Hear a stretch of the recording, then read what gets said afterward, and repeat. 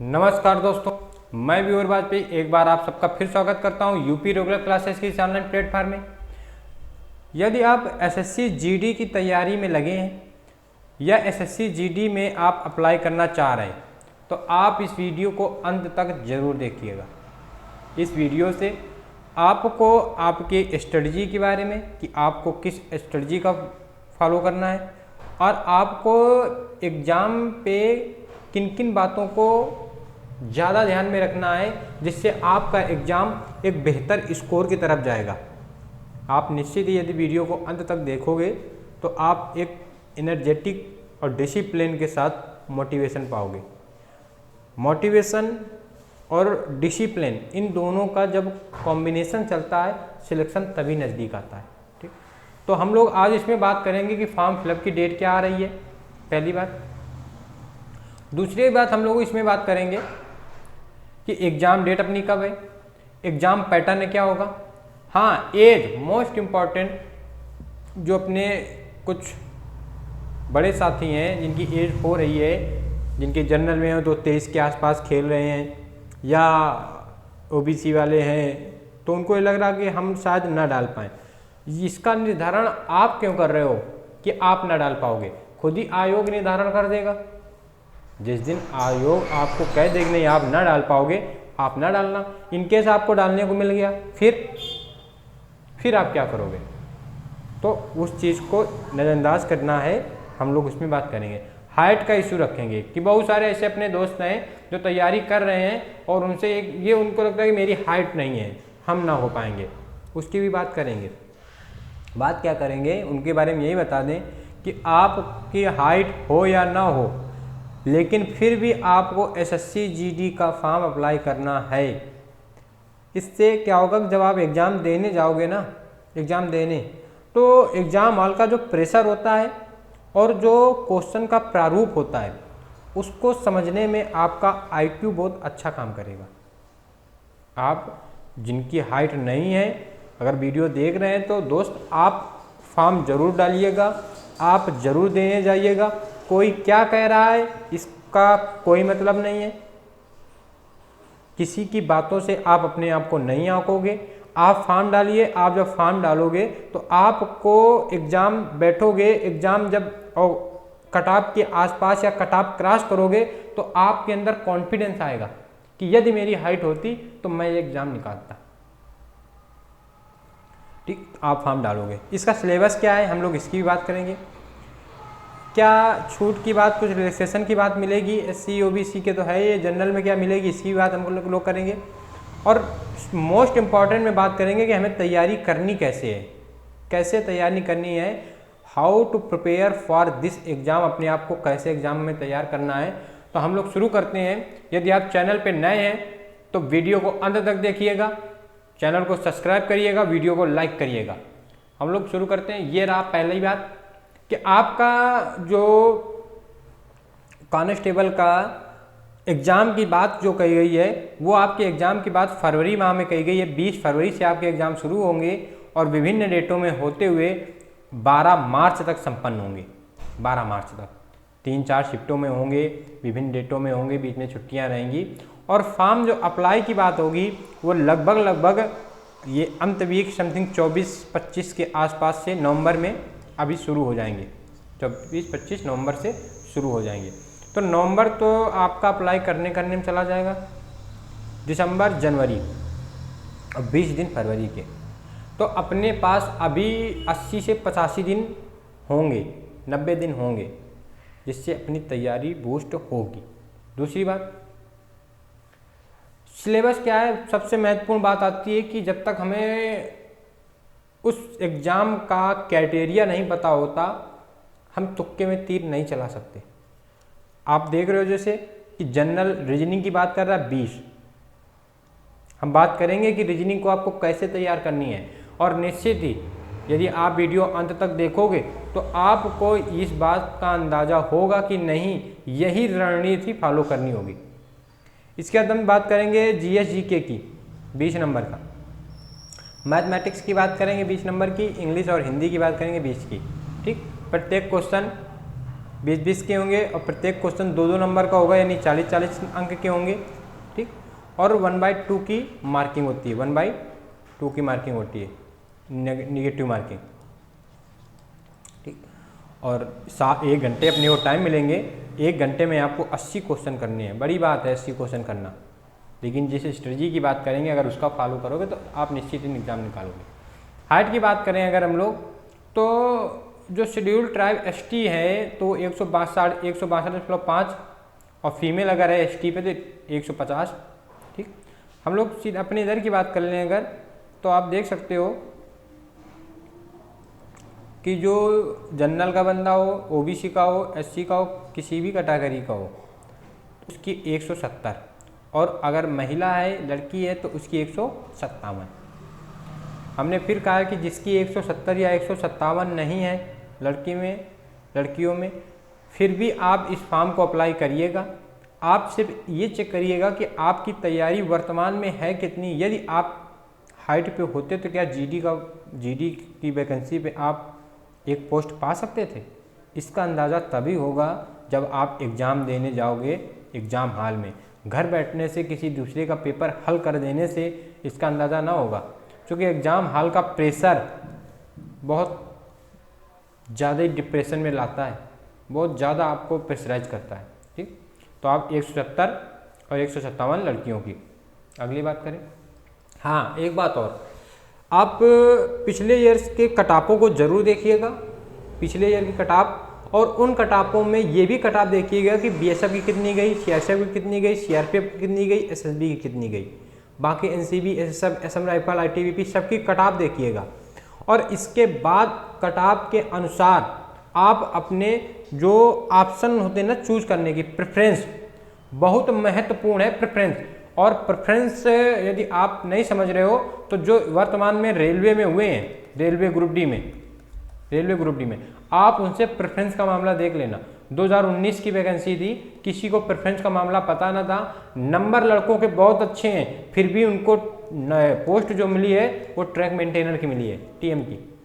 और जबकि बहुत सारी ऐसी पोस्टें हैं जो बहुत बढ़िया पोस्टें हैं, पॉइंट्समैन की, हॉस्पिटल अटेंडेंट की, डिपोट स्टोर की, ग्रुप डी में तो पोस्ट नंबर बहुत अच्छे थे। लेकिन रेलवे क्या करती है कि वो प्रेफरेंस पे काम करती है कि जो आपने प्रेफरेंस डाल रखा है, नंबर आपके अच्छे हैं, जो प्रेफरेंस डाल रखा है आपको वही मिलेगी, आपको वही मिलेगी। ये ना जानकारी का कारण है। तो अपने को इनके प्रेफरेंस में जरूर गौर करना है, और प्रेफरेंस के अकॉर्डिंग आप हम एक वीडियो बनाएंगे कि बीएसएफ में क्या काम होता है, सीआरपीएफ में क्या काम होता है, सीआरपीएफ क्या होती है, एसएसबी क्या है, इनके साथों के हम वीडियो बनाएंगे। लेकिन उससे पहले आप प्रेफरेंस को देख के फिर चूज करोगे, फॉर्म आने के पहले हम वीडियो बना लेंगे। ठीक, आप प्रेफरेंस आप जरूर मायने रखोगे, क्योंकि उसने सीधे कहा है कि इन ऑर्डर ऑफ प्रायोरिटी के order preference for following CAPF द्वारा ऑर्गेनाइजेशन, जो एसएससी जीडी या सीएपीएफ द्वारा करवाई जाती है, ये प्रेफरेंस पर ज़्यादा फोकस करती है। जो आपने प्रायोरिटी ऑर्डर कर रखा है उस पर फोकस ज़्यादा करेगी। ठीक, अब हम लोग बात करते हैं कि हमें स्ट्रेटजी क्या रखनी होगी। स्ट्रेटजी क्या रखनी होगी? पहली बात, जो 1 साल, 1.5 साल, 2 साल, 3 साल, 4 साल, 5 साल से तैयारी कर रहे हैं, पिछला भी जीडी दिया था, इससे पहले वाला भी जीडी दिया है, और विभिन्न एग्जाम दिए हैं, उन दोस्तों से मेरा कहना ये है कि आप एसएससी जीडी के जो अभी हुए हैं 76 प्रैक्टिस सेट, 76 कई शिफ्टों में हुए थे, उसमें 76 प्रैक्टिस सेट निकल गया, यानी 76 पेपर हुए हैं। इन 76 पेपरों को आप ले लीजिएगा, और आपको इन 76 पेपरों को कम से कम 3 बार करके जाना होगा। 3 बार करना है। करना कैसे है कि आपको कुछ नहीं, डेली एक प्रैक्टिस सेट लिया, सुबह लिया एक प्रैक्टिस सेट, सुबह इसको कर डाला, 20 मैथ के कर डाले, 20 रीजनिंग के कर डाले, जो क्वेश्चन ना आए उनको टिक कर लिए, उनका एक्सप्लेन कर लिए, दोस्तों से मिल लिए, एक्सप्लेन कर लिए। इसके बाद पूरा प्रैक्टिस सेट 20 यानी 40 क्वेश्चन वही फिर कर लें थोड़ी देर में। जैसे एक्सप्लेन पता चल गया तो उन 40 क्वेश्चनों को आपको फिर कर लेना है। बात आती है हिंदी की और जीएस की। तो हिंदी में केवल आप जो पेपर जैसे आप लिए हो, जैसे एक आती है घटना चक्र की आती है, घटना चक्र की, उसमें आपको 76 प्रैक्टिस सेट मार्केट में जाओगे तो 76 प्रैक्टिस सेट जरूर मिल जाएंगे। या और भी कई सारे प्लेटफार्म हैं जिनसे आप इन 76 प्रैक्टिस सेट को मोबाइल पे ले सकते हो। ठीक, तो इनको क्या करना, 20-20 मैथ रीजनिंग कर लिए। जो क्वेश्चन है निश्चित है कि आपको 2-4-5 क्वेश्चन ना आ रहे होंगे। इन क्वेश्चनों को आप अगर कोचिंग ज्वाइन किए हो तो टीचर से मिलिए, अन्यथा आप अपने सर्किल को इतना बढ़ाइए, फ्रेंड सर्किल को इतना बढ़ाइए कि उनसे इन क्वेश्चनों को आप उनको भेजिए और उनसे इन क्वेश्चनों का हल लीजिए। ठीक, हिंदी की और जीएस की करंट, जीएस में जो करंट का क्वेश्चन हो उसको छोड़ देना है। बाकी जीएस में जो स्टैटिक टाइप की जीएस आए, हिस्ट्री टाइप की जीएस जो हो, उन क्वेश्चनों को देखना है। और हिंदी में भी वही क्वेश्चन करने हैं आपको, बार बार वही क्वेश्चन बार बार रिपीट मोड पे करने हैं। अब दूसरी बात, एक प्रैक्टिस सेट को आपने किया, उसका एनालिसिस किया, तो वही प्रैक्टिस सेट 2 बार हो गया। फिर आप आराम से दोपहर में 2-2:30-3 बजे एक प्रैक्टिस सेट उठाइए, उस प्रैक्टिस सेट को करिए, फिर उसमें यही नियम आप फॉलो करिए, नियम फॉलो करिए, शाम तक उस प्रैक्टिस सेट को रिपीट कर दीजिए। इसके बाद सोते टाइम आप एक प्रैक्टिस सेट उठाइए, आपको फिर वही चीज़ फॉलो करनी है। और अब सोना कब है, जब इस पहले वाले प्रैक्टिस सेट के वो जो क्वेश्चन ना आए थे वो, दूसरे वाले प्रैक्टिस सेट के जो क्वेश्चन ना आए थे वो, और तीसरे वाले प्रैक्टिस सेट जो क्वेश्चन आए थे वो, इन तीनों पेपर के क्वेश्चनों को आपको एक बार फिर शाम टाइम, रात में लेटते समय, लेटने से पहले पहले करके फिर लेटना है। इतना आपको करना है। दूसरी सुबह आपको यही स्ट्रेटजी फिर फॉलो करनी है। यदि आप 1 साल, 1.5 साल, 2 साल, 3 साल से तैयारी कर रहे हो तो, यदि आप लर्निंग पे पढ़ोगे, आपको लगेगा नहीं हम लर्निंग पढ़ लें, तो दोस्त लर्निंग की इतनी आदत, गंदी आदत है लर्निंग की, कि आप लर्निंग 10 बार भी पढ़ोगे ना तो भी आपको लगेगा कि अभी अधूरा है, अभी अधूरा है। इस बार अच्छे से पढ़ेंगे, इस बार अच्छे से नोट्स बनाएंगे, इस बार अच्छे से पढ़ेंगे, इस बार अच्छे से नोट्स बनाएंगे। आप हर बार पढ़ते रहोगे, 1-1.5 साल से अगर तैयारी करें तो जाहिर सी बात है कि आपने लर्निंग 2 बार 3 बार पढ़ रखी होगी। और जिन क्वेश्चनों में आपको, मैथ के क्वेश्चनों में जिनकी दिक्कत हो रही होगी, तो लगभग दिक्कत उनमें अभी भी हो रही होगी, उस टाइप के क्वेश्चनों में, उस टाइप के रीजनिंग के क्वेश्चनों में दिक्कत हो रही होगी। अब आपको करना का यही है कि मैथ जब आप प्रीवियस ईयर करोगे, 76 प्रैक्टिस सेट लाओगे, रखोगे, डेली प्रैक्टिस सेट 3 करोगे, तो इनमें जिस टाइम में आपको हमेशा दिक्कत पड़ रही, मान लो कोई सीआई का क्वेश्चन है, एसआई का क्वेश्चन है, आप उसको हर बार बीट कर रहा है, आपको नहीं आ रहा है, तो आपको किसी अच्छे दोस्त से या किसी अच्छे मास्टर से ये सीआई और एसआई टॉपिक, केवल सीआई एसआई टॉपिक पढ़ना है, पूरी मैथ नहीं पढ़नी। आपको पूरी मैथ पढ़ने की आवश्यकता नहीं है। यही चीज़ रीजनिंग की बात कर दें, रीजनिंग में हो सकता है आपको कैलेंडर ना आ रहा हो सकता है क्लॉक में हमेशा दिक्कत पड़ती हो सकता है हमेशा किसी और एक कोई टॉपिक होंगे जैसे कथन निष्कर्ष में दिक्कत पड़ती हो। तो आपको अगर अक्सर दिक्कत पड़ रही तो आपको वो टॉपिक केवल किसी दोस्त के साथ, किसी अच्छे टीचर के साथ डिस्कस कर लेना है। अब कोई सीरीज का क्वेश्चन आ गया रीजनिंग में, अब इस वाले सीरीज में आपका आईक्यू ना काम कर पाया, ना आप उतना सोच पाए, लेकिन आपको सीरीज आ रही है ना, तो आप एक सीरीज का क्वेश्चन ना आया, उसके लिए पूरी आप रीजनिंग शुरू से पढ़ना शुरू कर दोगे। आपने ब्लड रिलेशन का कोई क्वेश्चन किया, हो सकता है कि आप जल्दबाजी में, वो पूछ रहा था कि बेटे का पिता से क्या रिश्ता है, पिता का बेटे से क्या रिश्ता, ऐसे पूछ रहा होगा, आपने उसका थोड़ा सा गलत जवाब दे दिया, तो पेशेंस की वजह से। इसका मतलब ये तो नहीं कि आपको नहीं आ रहा है, आपको आ रहा है, पेशेंस की वजह से। जिन क्वेश्चनों में आपको बार बार दिक्कत पड़ रही है, उन क्वेश्चनों को आप किसी दोस्त से, किसी अच्छे टीचर से डिस्कस कर लोगे। लेकिन जिस क्वेश्चन का प्रारूप आप समझ रहे हो लेकिन उसमें कभी कभार दिक्कत पड़ रही है, वही चीज़ तो प्रैक्टिस में करनी है। प्रीवियस ईयर क्वेश्चन क्यों करवाए जा रहे हैं? इसी वजह से करवाए जा रहे हैं कि आपका जो पेशेंस लेवल है, या आप जो जल्दबाजी में कभी आपने क्वेश्चन पढ़ा, उसमें लिखा था निम्न से कौन नहीं है, आपको नहीं समझ में ना आया और आपको लगा निम्न से कौन सा है, और आपने नीचे आंसर पढ़े कर दिए। ऐसा होता है। और फिर होता है यार, ये वाली कंडीशन होती है।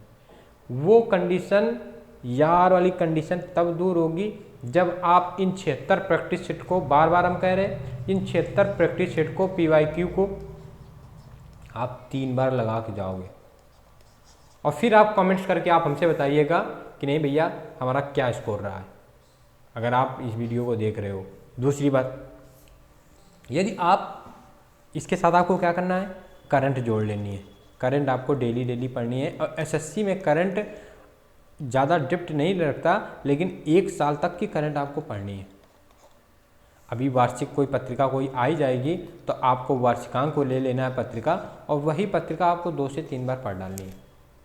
उस पत्रिका से अगर क्वेश्चन आए, कई सारी मार्केट में पत्रिका आएंगी, अच्छी पत्रिकाएँ आती हैं, वार्षिकांक आते हैं, आपको वो पढ़ लेने हैं। उस पर वार्षिकांक से अगर क्वेश्चन आए तो आपका गलत ना हो, बाकी कोई टेंशन नहीं। दूसरी बात, अब एक बात और आती है कि क्या यही 76 प्रैक्टिस सेट बस? हम तो कह रहे हैं कि यही केवल 76 प्रैक्टिस सेट, चूँकि इस बार से प्रारूप बदला था तो क्वेश्चन का प्रारूप भी बदला, क्वेश्चन का स्टैंडर्ड भी बदला।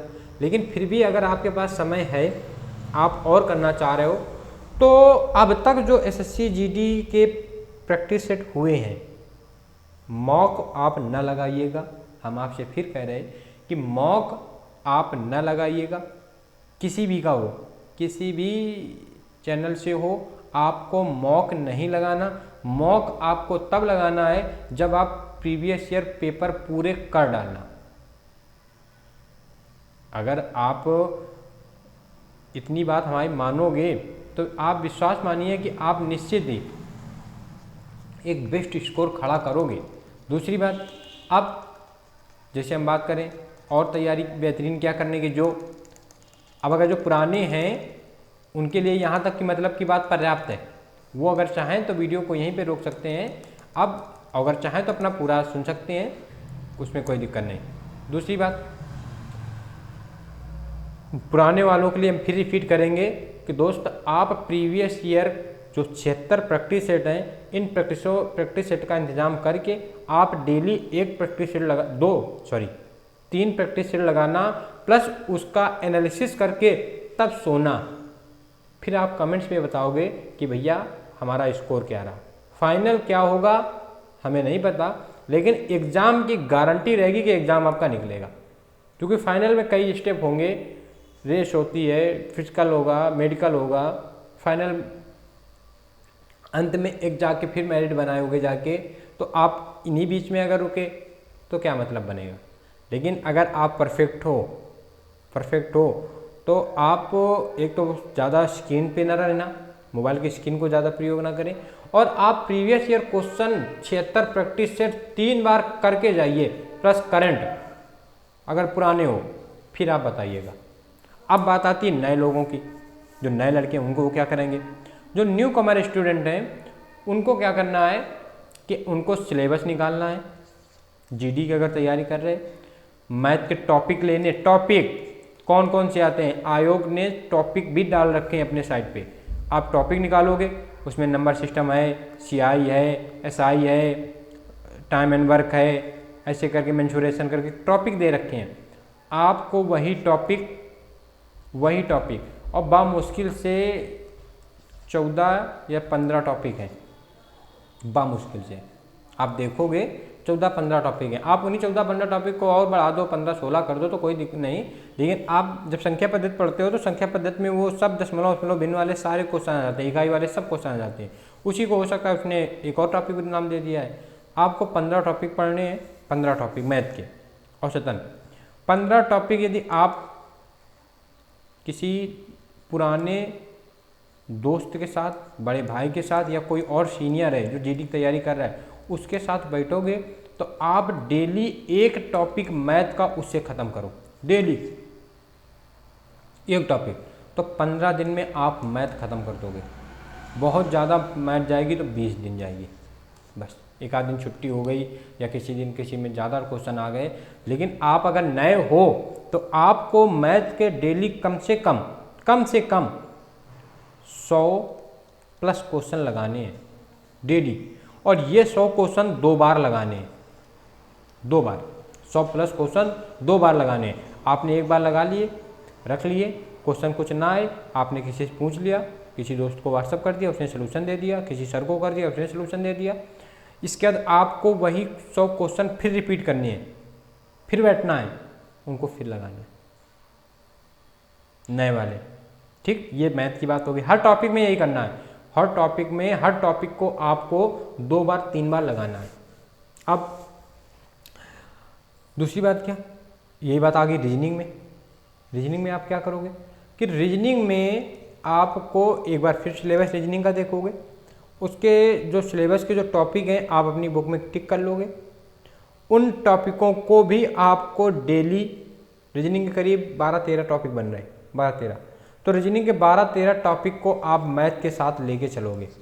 आपने यदि एक डिसिप्लिन रखा और अपने आप को अंदर से एनर्जेटिक रखा तो आप विश्वास मानिए कि जीडी में आप बेस्ट स्कोर करोगे। पेपर की तो बात हटा दो, बेस्ट स्कोर करोगे यदि आपने जिस हिसाब से हम बात आपसे कर रहे हैं। और ये मुमकिन है, ये कोई ऐसी बातें नहीं है कि नहीं हम केवल कर रहे हैं, मुमकिन नहीं है, ये बातें मुमकिन हैं। आप इतना कर सकते हो, यदि आपको नौकरी चाहिए तो आप इतना कर सकते हो। अगर आप वीडियो देख रहे हो और आपको नौकरी चाहिए तो आप निश्चित ही इतना काम कर सकते हो। तो जो नए दोस्त हैं वो ये काम करेंगे। इसके बाद हिंदी की बात करें अगर, तो अब हिंदी में जो पुराने हैं वो भी इस बात को समझ लेंगे। हिंदी में क्या करना है उनको, हिंदी में पुराने वालों को करना है कि एक आती है पूर्वालोकन, पूर्वालोकन आती है हिंदी की, हिंदी की आती है पूर्वालोकन। ठीक, यदि किसी के पास आदित्य प्रकाशन हो तो वो आदित्य प्रकाशन से काम चला ले, और यदि किसी के पास आदित्य प्रकाशन नहीं है तो वो पूर्वालोकन खरीदे नई। जब नई वो पूर्वालोकन खरीदेगा नई, तो उसमें केवल वो टॉपिक देखेगा जो ये 76 प्रैक्टिस सेट आप देखोगे, 76 प्रैक्टिस सेट, इन 76 प्रैक्टिस सेट में हिंदी के जो टॉपिक आए हुए होंगे, हिंदी के जिन टॉपिकों से क्वेश्चन आए हुए होंगे, उन टॉपिकों को उस पूर्वालोकन में आप टिक कर लोगे।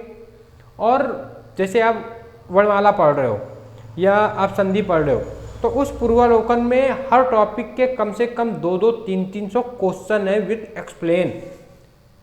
अगर आपको लग रहा हो तो आप प्ले स्टोर पे जाके हिंदी पूर्वालोकन टाइप करोगे, बुक इंस्टॉल कर लोगे, आप उसको देख लोगे।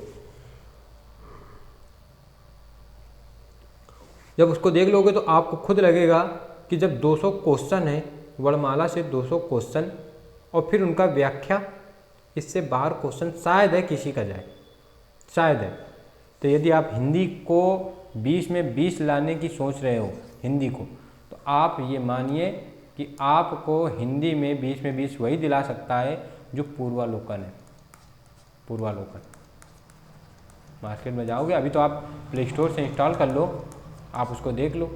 और किसी के पास यदि आदित्य है तो आदित्य पुस्तक बहुत बढ़िया है, लेकिन क्या थोड़ी सी इसमें वर्तनी है, गलतियाँ थोड़ी सी हैं। आदित्य पढ़ने के लिए आपको किसी न किसी जो हिंदी अच्छी जिसकी है, कोई टीचर है, कोई दोस्त है, उससे मिलना पड़ेगा, क्योंकि ऐसी वर्तनी है, फिर आप वैसे ही रट लोगे और फिर एग्जाम में इनकेस आ गया तो आप वही करके आ जाओगे, या आप जब क्लास जाओगे तो आप मास्टर से बहस कर दोगे। तो उसके लिए आपको किताबें, टाइपिंग है, अपने जैसे लोग करते हैं, हो जाता है मिस स्पेल्ड कभी कभी टाइपिंग करने में। तो आपको इन बातों को ध्यान रखना है कि आपको हिंदी के लिए पूर्वालोकन, और पूरे के लिए आपको प्रीवियस ईयर क्वेश्चन जरूर ही करने पड़ेंगे। यदि आप previous year question 76 practice set के करोगे और फिर आप जाओगे एग्जाम देने, और फिर आप कमेंट्स बॉक्स पे आप बताइएगा, चैनल को आप सब्सक्राइब कर लीजिएगा, वीडियो को लाइक कर दीजिएगा, और फिर आप बताइएगा कि नहीं आपका स्कोर क्या बना है। फिर हम मिलेंगे हम लोग नेक्स्ट वीडियो पे। आप ना तो आप ज़्यादा वीडियो स्ट्रेटजी वाले देखिएगा, क्योंकि ये स्ट्रेटजी आपके लिए बिल्कुल रामबाण स्ट्रेटजी है।